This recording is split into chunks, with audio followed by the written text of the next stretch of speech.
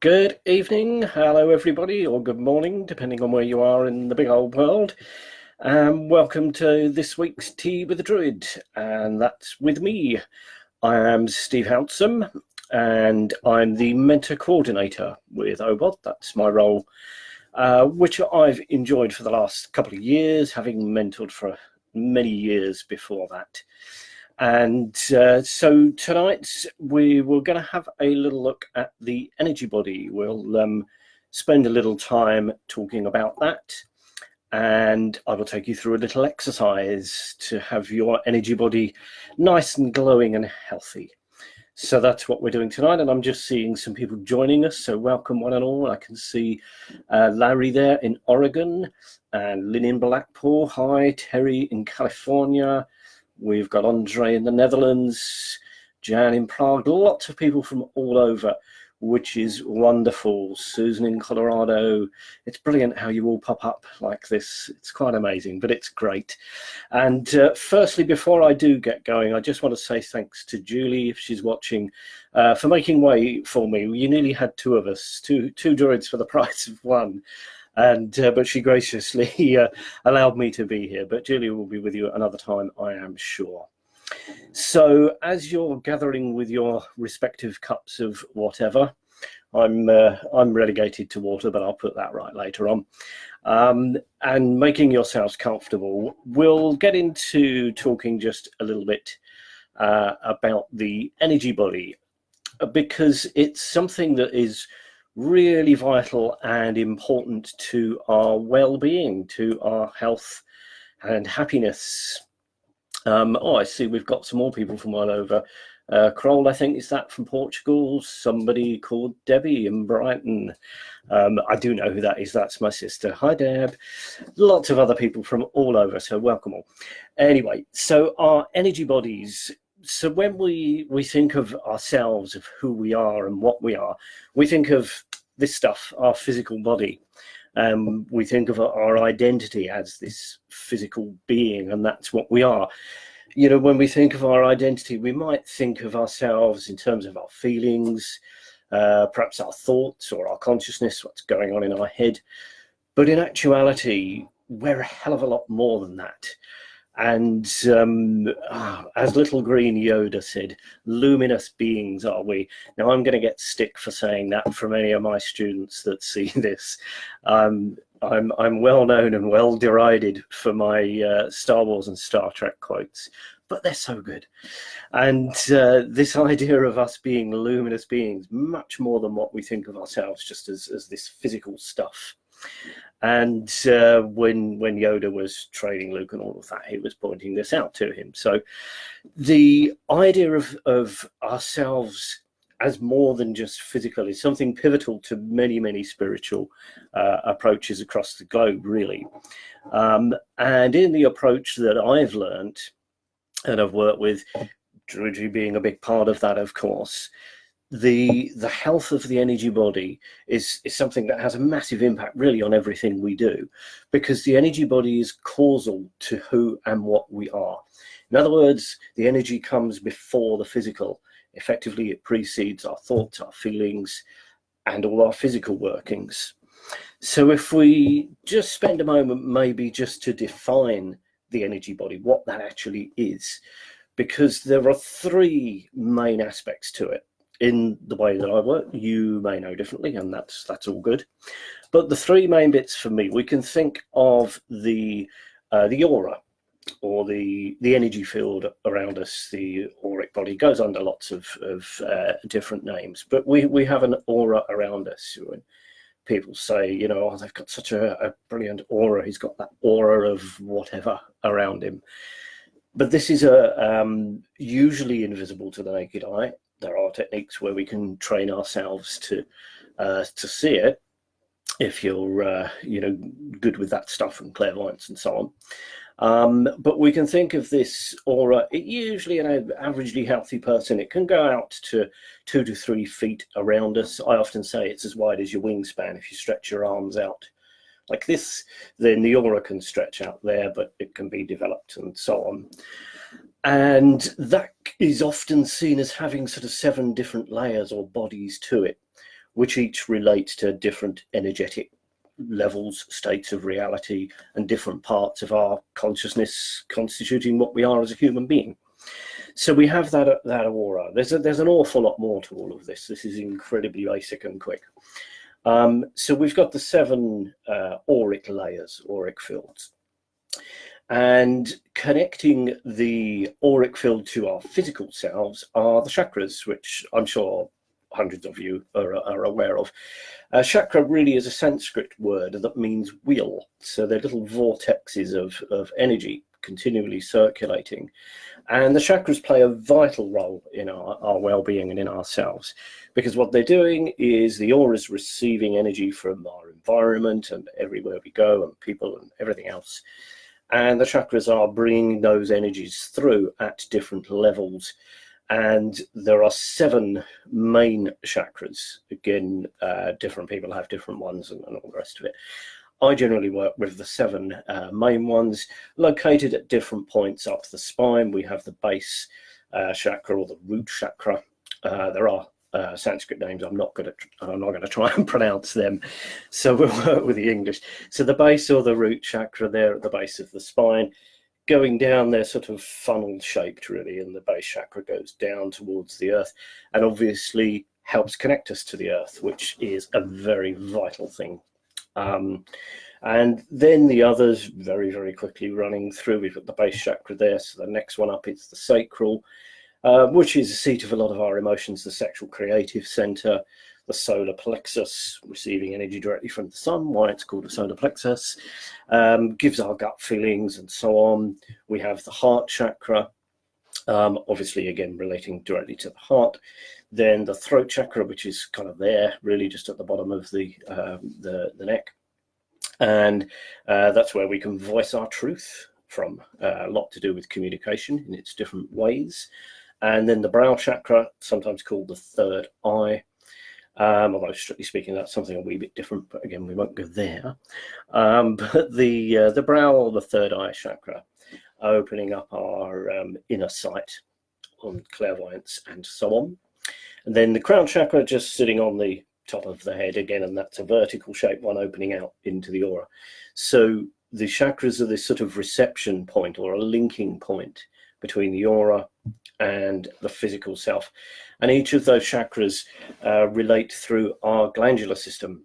And so in that way, it's one of the ways that they have this direct link into our physical self.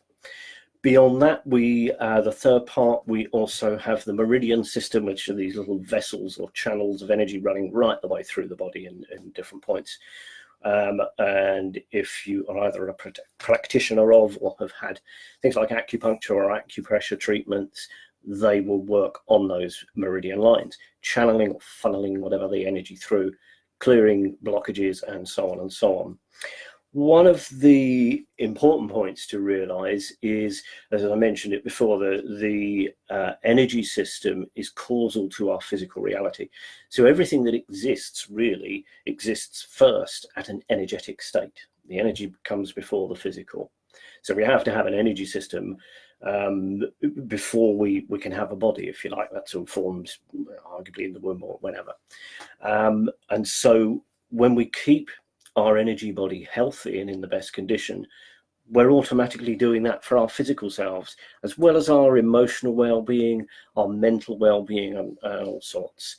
So there's, lots of people do all sorts to keep their physical body healthy. I do yoga every morning and a meditation as well, and various physical things, the gym, and I play tennis and all this sort of stuff. Hopefully keeping my physical body working, basically, it's the main idea. But how many of us do things to keep the energy body healthy? Because if we do that, it doesn't mean that we can neglect our physical health. Of course, we've got to do the one to back up the other. But we can achieve so much more by working with the energy body and using it as a preventative from physical difficulties, so on. There are lots of different ways of doing that as well.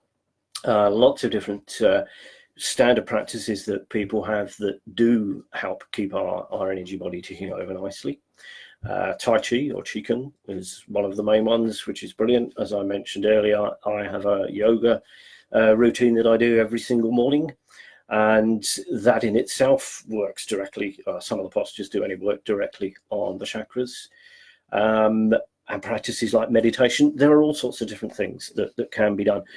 But also one of the most simplest, and it's got to be said, one of the most pleasurable ways, as people presumably with some interest in Druid will appreciate, one of the best ways, most effective thing is simply taking a walk outside somewhere in a natural place. Where I live in Poole in Dorset, the south of the UK, we've got miles of sandy beaches not too far from us. We're incredibly lucky. So a stroll along there, or just even standing in the garden, if nothing else, or walk in the local park, or walk through the local woods or wherever. That interaction and connection with our environment, with the living beings in nature, of course, because they have their own energy body, helps us absorb a much better, more healthful energy. So there's that, but also it can be good to have this regular maintenance practice. And one of the most effective and also most simple ways is a sort of meditative practice of whatever sort. And that's what I want to share with you in a second. One of the key things with that, really, and accessing the energy body and becoming attuned to it, if you like, sensitive to it, can simply be with a bit of breath work.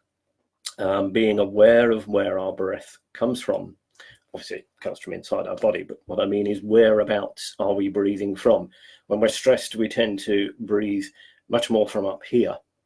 And so we're not taking in as much oxygen, we can't think clearly. Whereas if we slow our breath down and deepen the breath, so it's as if the breath comes from the abdomen. And that's what we'll practice with this little technique I'll share with you for just a few minutes. As a simple way that you might like to integrate into a daily spiritual practice, or just for a few minutes, waiting for the kettle to boil or whatever, it does you a power of good. So let's go into this little practice. So if you get yourselves comfortable, as you've seen, I've sort of sat a little bit more upright without being all too tense and everything, but just sit reasonably upright wherever you are. And you can close your eyes if you wish, or you can keep watching me if you can bear that. And just become a little bit calmer and quieter. And let's just become aware of where in our bodies our breath is coming from.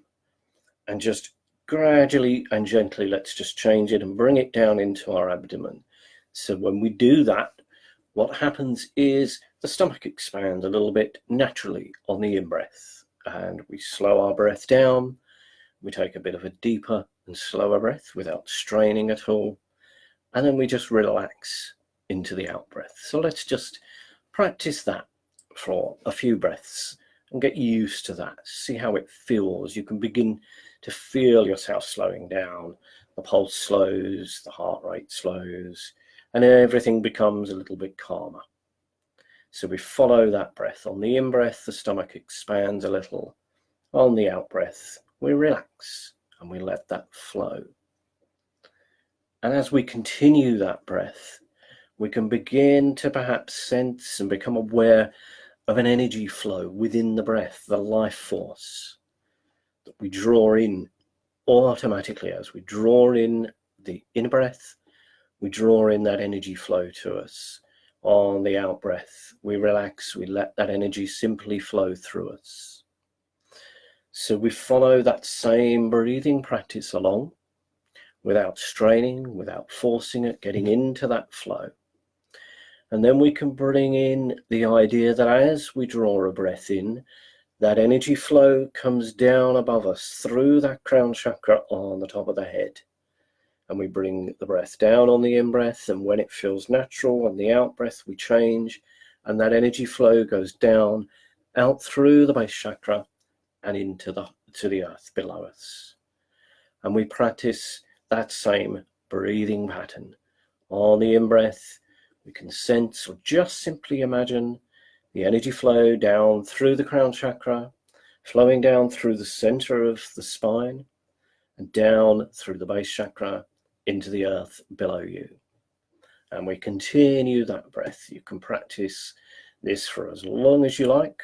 I'm going fairly swiftly, of course, just for the sake of the purposes of this exercise, but we can continue at least 9 breaths.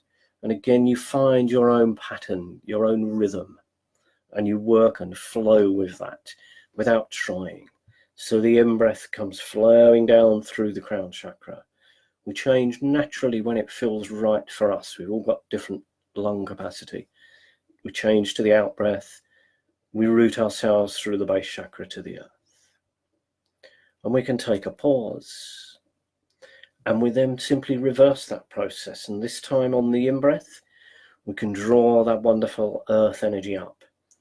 Drawing it up on the in-breath, just on the imagination or visualization in whatever way. And that flows up through the base chakra. And then naturally we change to the out-breath and the energy goes up above us, out through that crown chakra, flowing out through the aura, connecting us above.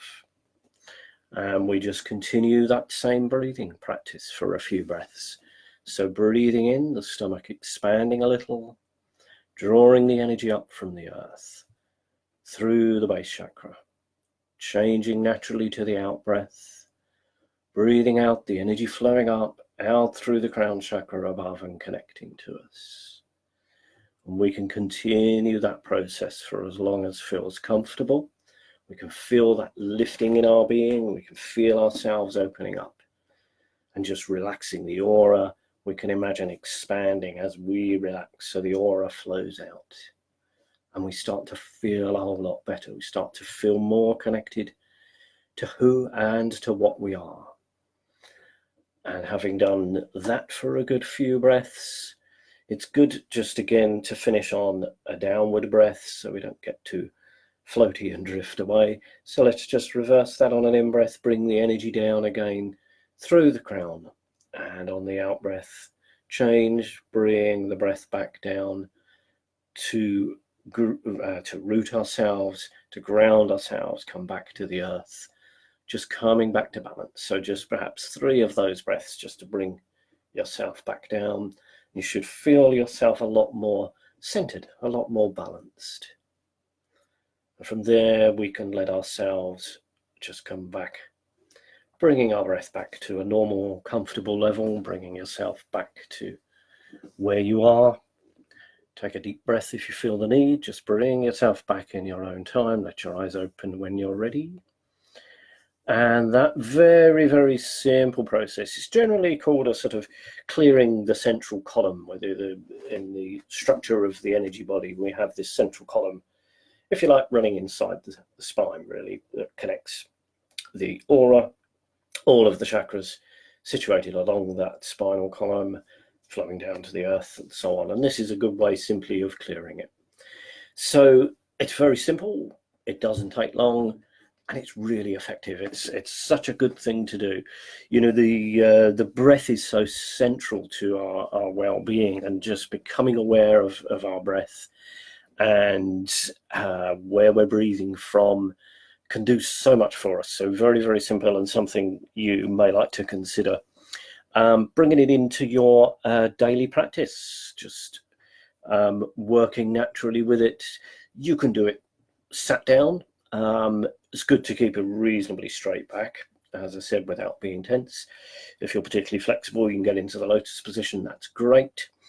You could stand and do it as well. No harm in that. And of course, doing it outside, anywhere you like, is always good.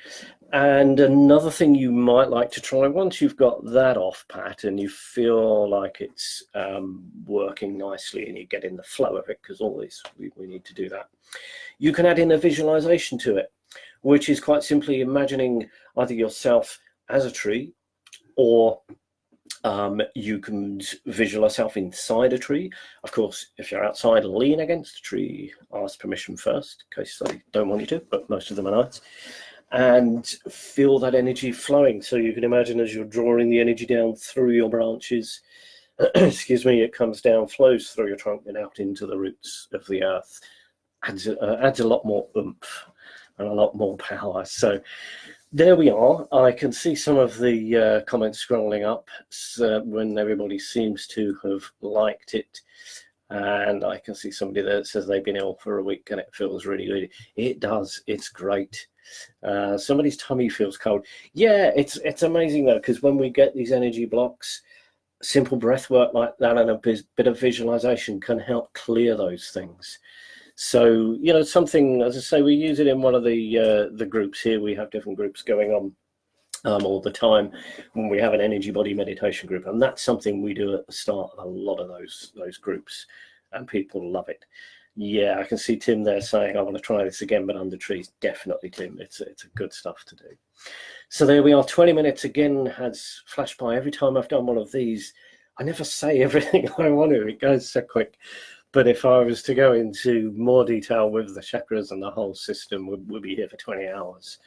And I don't know about you, but I haven't seen the very last episode of Game of Thrones yet. So when we're finished, I'm off to see that. No spoilers, please, in the comments. If anybody's seen it, you won't be popular. So there we are. I hope you have enjoyed that. Do try it, practice it. You know, you can give us some feedback. I will pop away for a swift cup of something, and I'll come back and reply to some of your comments before I watch Game of Thrones. So thank you very much for your time and your attention, everybody. I hope you have enjoyed that. And somebody else, don't know who, will be here next week for another Tea with the Druid on Monday at 8 PM. So many blessings to you all. Thank you very much, and goodbye.